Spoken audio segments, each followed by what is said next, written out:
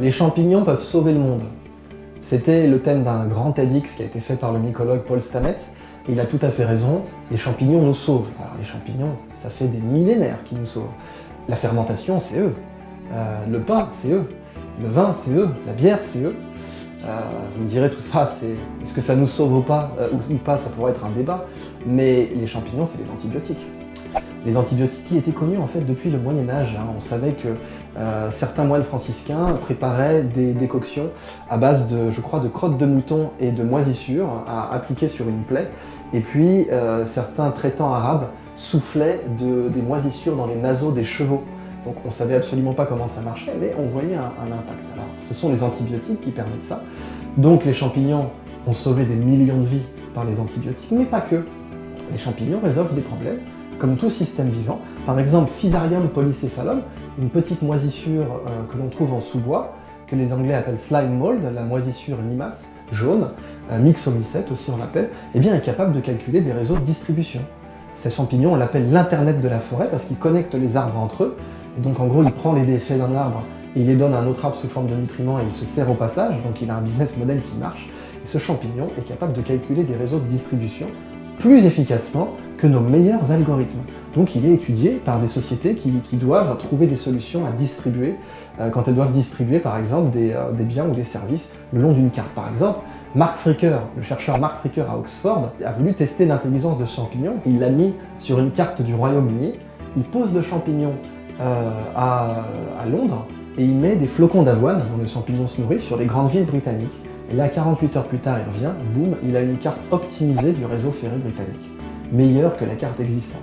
Notre carte à nous, 150 ans pour des générations d'ingénieurs, le champignon, 48 heures. Donc les champignons, on a encore beaucoup à apprendre d'eux, aussi bien dans leur biodiversité que dans leur capacité d'adaptation.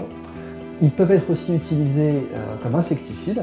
On a des champignons qui créent ces fameux zombies chez les fourmis. Donc c'est un champignon qui va infecter les fourmis et qui va se mettre à éclore en elles de la façon la plus atroce possible. Ça a inspiré le jeu vidéo The Last of Us, si vous vous rappelez, cette idée des zombies fongiques, comme ça, des gens infectés par des champignons, parce qu'en fait la fourmi devient un zombie. Le champignon, il la force à revenir à la fourmilière, de sorte à ce que quand il éclora, eh bien, ces spores vont infecter toutes les autres fourmis. Ça serait un excellent insecticide, puisque aujourd'hui nos insecticides, ils ne peuvent pas gagner face aux vivants, parce que nos insecticides sont chimiques, donc ils n'évoluent pas.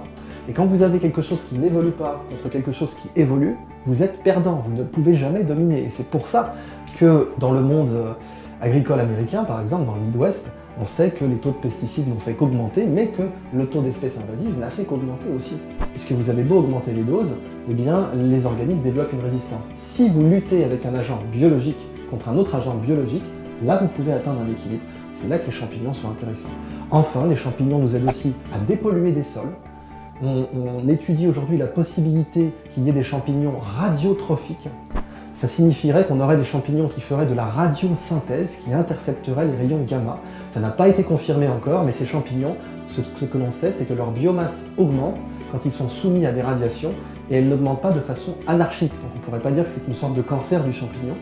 Il semblerait que ces champignons radiotrophiques se nourrissent de rayons gamma, ce qui n'est pas une impossibilité sur le plan physique, puisqu'un rayon gamma c'est un photon, et si on pouvait imaginer une sorte de photosystème, comme dans les plantes, qui intercepte le rayon gamma, après tout, un rayon gamma c'est très riche en énergie, c'est bien le principe, et donc on aurait un champignon qui pourrait métaboliser un rayon gamma. Ça, à l'heure actuelle, à l'heure où je vous parle, l'état de l'art est plutôt spéculatif sur cette possibilité, mais avouez que ce serait incroyable. Enfin, les champignons, on sait aujourd'hui qu'ils nous servent à dépolluer les sols, pour métaux lourds ou polluants organiques persistants. Les champignons, donc c'est ce qu'on appelle la mycorémédiation, mycorémédiation ou mycorème pour les experts. Il y a une société en France qui s'appelle Polypop qui fait de la recherche et développement sur ce sujet. Vous avez aussi de la mycorémédiation pour, hélas pour le corps humain. En fait, vous avez une coréenne qui s'appelle Jairi Moli qui a fait un TED où elle fait marrer tout le monde en présentant un pyjama mortuaire. C'est un pyjama avec des spores de champignons pour décomposer le corps humain parce que oui, nous avons tellement pollué notre monde que notre corps est ultra riche en polluants organiques persistants et en métaux lourds, cadmium, arsenic, mercure, plomb.